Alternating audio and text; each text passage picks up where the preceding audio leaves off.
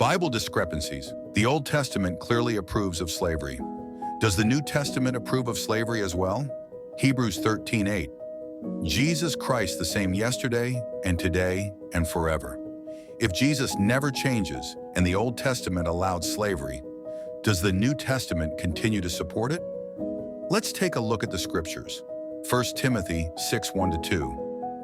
Let as many servants as are under the yoke count their own masters worthy of all honor, that the name of God and his doctrine be not blasphemed. And they that have believing masters, let them not despise them because they are brethren, but rather do them service, because they are faithful and beloved, partakers of the benefit. These things teach and exhort. Here we see clear instructions for slaves to honor their masters. The verse even goes on to say that Christian masters, those who are brethren, should receive the same kind of loyalty and service from their slaves. It's taught that to respect your earthly master is to uphold God's doctrine. Ephesians 6:5-9. Slaves, obey your earthly masters with respect and fear, and with sincerity of heart, just as you would obey Christ. Obey them not only to win their favor when their eye is on you, but as slaves of Christ, doing the will of God from your heart. Serve wholeheartedly, as if you were serving the Lord, not people, because you know that the Lord will reward each one for whatever good they do, whether they are slave or free. And masters, treat your slaves in the same way.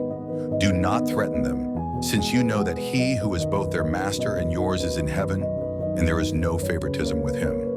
In these verses, slaves are commanded to obey their masters with the same reverence they would show to Christ himself. Even if a master isn't watching, slaves are expected to serve wholeheartedly as though they were serving God.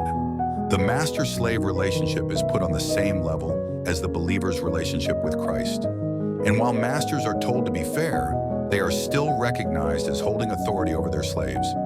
Even when masters are not kind or just, slaves are still expected to show obedience.